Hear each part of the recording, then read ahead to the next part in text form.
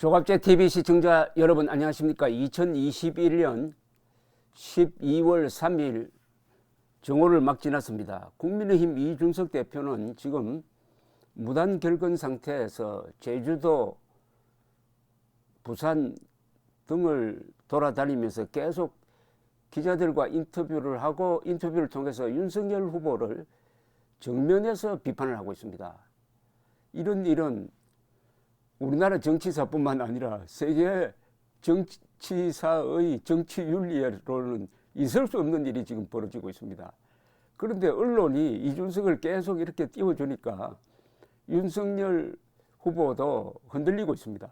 그래서 이준석을 만나러 가겠다고 하고, 이준석은 와도 안 만나겠다고 하고, 또 가겠다고 했다가 생각을 또 바꿨는지 현재로는 갈 계획이 없다고 하고 막 뒤죽박죽입니다. 이걸 지켜보는 국민들이 국민의힘 가지고는 안 되겠다. 이준석도 문제지만 윤석열도 참 지도력이 부족하다 이렇게 생각하고, 이게 지지율에 반영이 돼가지고 오늘 아침 발표된 갤럽 조사에 의하면은 윤석열, 이재명이 동률이 되었습니다. 36% 대 36%. 그리고 국민의힘 지지율은 대폭락을 해서 민주당이 다시 올라갔습니다. 민주당이 앞서가고 있습니다. 국민의힘보다. 이게 결국은 김종인, 이준석에게 농락당한 윤석열의 지난 한 달의 성적표죠. 골든타임을 놓쳤습니다. 이게 처리가 잘못되면은 내년 3월 9일 선거 패배로 갈 가능성이 있습니다. 이준석 문제를 어떻게 해결하느냐. 속전속결로 해야 되는데 계속 시간을 늦추다가 이미 몇 번의 기회가 있었습니다. 계속 딴소리 하면서 바깥에 나가서 내부의 문제를 발설하고 다니는 것은, 이것은 조직 윤리로서는 있을 수가 없습니다. 그때 징계를 하든지 경고를 엄중하게 하든지 했어야 되는데 그냥 오냐오냐 하다가 결국은 윤석열 후보가 그리고 국민의힘이 당하고 있습니다. 그런데 이준석은 도대체 무슨 생각으로 이런 괴이한 행동을 하는지 일단 그 뜻은 한번 알아봐야 되겠다 싶어서 소개를 해드리겠습니다. 조선닷컴에 실린 이 인터뷰 내용입니다.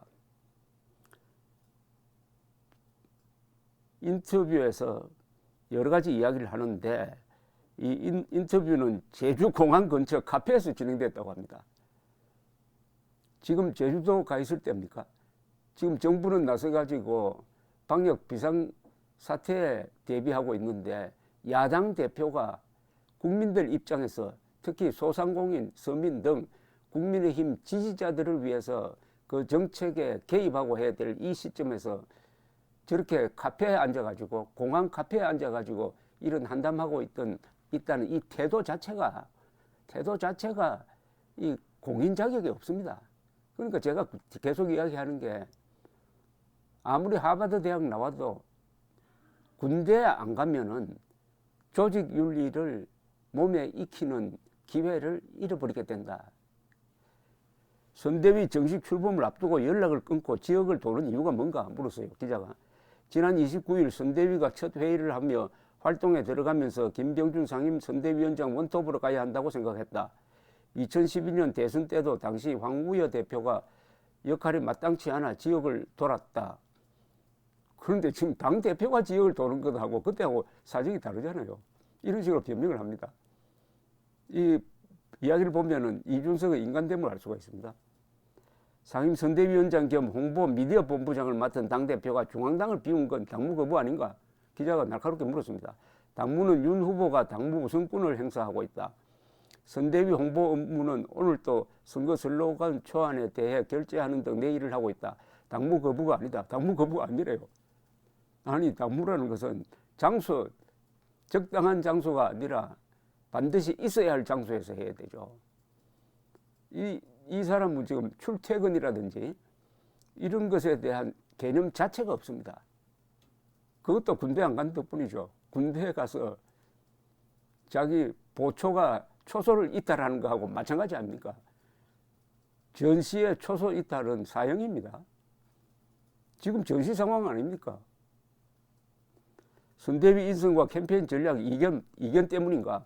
후보 의중에 따라 이루어진 선대위 인선과 그들이 주도하는 캠페인 전략을 보면 내가 구상한 대선 전략을 수행하기 어렵다고 봤다.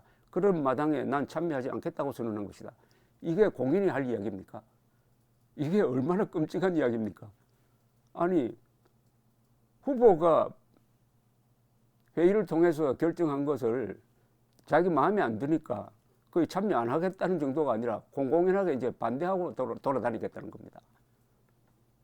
아니, 이런 이준석이를 윤석열 후보는 도대체 뭘 하고 있는 겁니까, 이거? 이거는 초딩 수준이 아니라 유치원생도 이런 이야기 안 합니다. 제가 한번 읽어드리겠으니까 한번 가만히 생각해 보십시오. 후보 의중에 따라 이루어진 선대위 인선과 그들이 주도하는 캠페인 전략을 보면 내가 구상한 대선 전략을 수행하기 어렵다고 봤다. 그런 마당에 난 참여하지 않겠다고 선언한 것이다. 후보 위에 있는 사람입니다. 이 사람은 후보가 내 마음대로 안 하면 나는 참여 안 한다. 그럼 당대표를 그만둬야죠. 이게 이준석이란 인간의 아주 치사한 면입니다. 아니, 당대표 사표 내면 될 것 아닙니까? 사표도 안 내고 이런 짓을 하고 있습니다. 이상한 인간상을 지금 우리가 보고 있습니다. 그러니까 그 입에서 하이에나나 파리떼 같은 이런 막말, 쌍욕이 나와도 정치 기자들이 이준석을 감싸는 것 아닙니까? 그러니까 윤석열이가 이 기회에 정치 기자들과 맞서고 이준석 문제를 일도양단으로 정리를 해야 합니다. 아니면 완전히 굴복해가지고 이준석을 총괄선대위원장으로 만들든지 결정을 빨리 해라는 뜻입니다. 구체적으로 무엇이 문제란 건가? 전쟁에 나서려면 전략을 공유해야 한다. 윤 후보 캠페인을 보면 충청대망론 플러스 조직선거 전략 아닌가?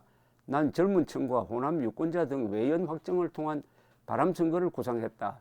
그런 전략에 대한 합의 없이 윤 후보가 선대위 인선부터 두서없이 했다.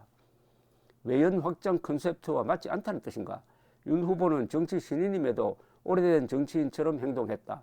선대위 인선 등을 통해 분위기를 반전할 기회가 있었는데 그런 게 없었다. 후보 직속 새시대 준비위를 맡긴 김한길 전 의원은 대선 이후 협치나 정계 개편에서 역할을 할 수 있으니 인정한다.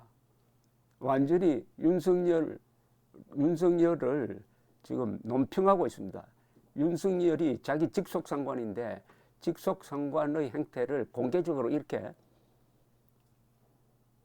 비판하는 사람 본 적 있습니까? 윤 후보와 소통이 잘 된다고 말해오지 않았나?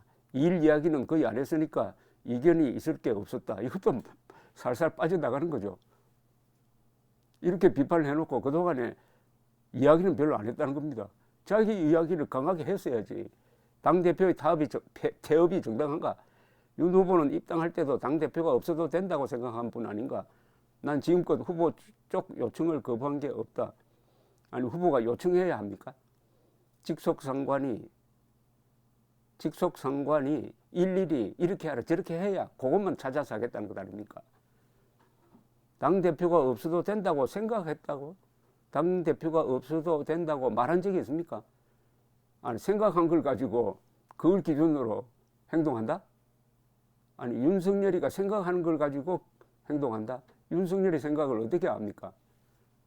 윤석열이 당대표가 없어도 된다 했으면은 지금 이준석의 행동은 이해가 갑니다. 입당할 때도 당대표가 없어도 된다고 생각한 분 아닌가? 그러니까 나는 이렇게 무단가출하겠다. 이게 이거 완전히 이재명과 같은 논리입니다.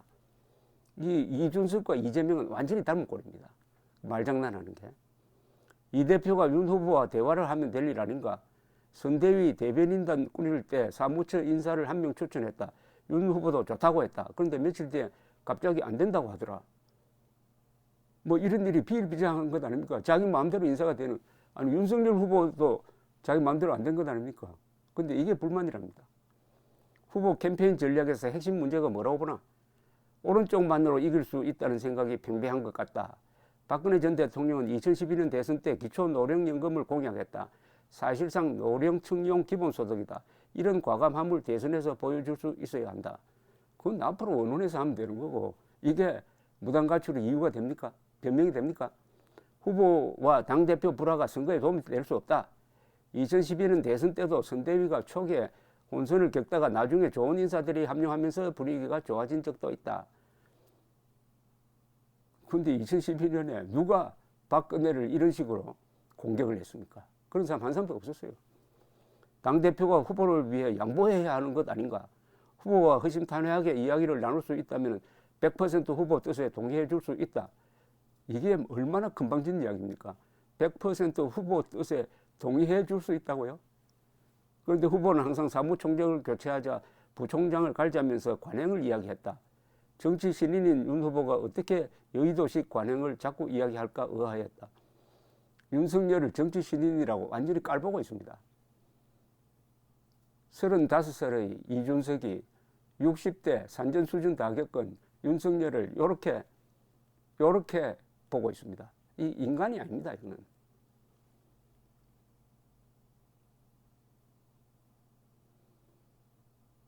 후보 주변의 이른바 하이에나 파리떼 때문 아닌가? 여기 또 하이에나 파리떼 나왔습니다. 이거는 이 욕은 개 뭐뭐 하는 거 욕보다 더 큰 욕입니다. 하이에나는 개보다 더 나쁘거든요. 파리도 그렇지 않습니까? 이른바 하이에나에 대한 조치가 있어야 한다는 건가? 사리 사욕을 위해 후보 주변에 붙어 이른바 윤핵관, 윤 후보 핵심 관계자를 자처하며 후보 경쟁력을 약화시키는 은사를 하는 사람들의 입을 닫게 하든지 잘라야 한다. 이건 완전히 윤석열을 부하로 여깁니다. 지금 윤 후보가 대선 승리와 거리가 먼 방향으로 가고 있다면 가장 파격적인 방법으로 교정해야 한다. 이걸 읽어보니까 윤석열 후보가 오늘 생각을 바꿔서 안 가겠다고 생각한 건 아닌가 하는 생각이 드는데, 어쨌든 윤석열 후보는 이준석을 정리를 해야 합니다. 이준석을 정리 안 하면 김종인과 연계돼 가지고 안팎으로 윤석열을 흔들게 될 것입니다. 이거는 윤석열 한 인간의 문제입니다. 윤석열이 이런 모욕을 받고도 가만히 있다면 대통령이 돼서는 안 될 사람입니다. 그건 독설권자 아닙니까? 아니, 윤석열 대통령에게 합참의장이 이렇게 들이대면 그때도 윤석열 대통령은 합참의장에게 굴복할 겁니까? 그럼 나라가 망하는 거죠. 감사합니다.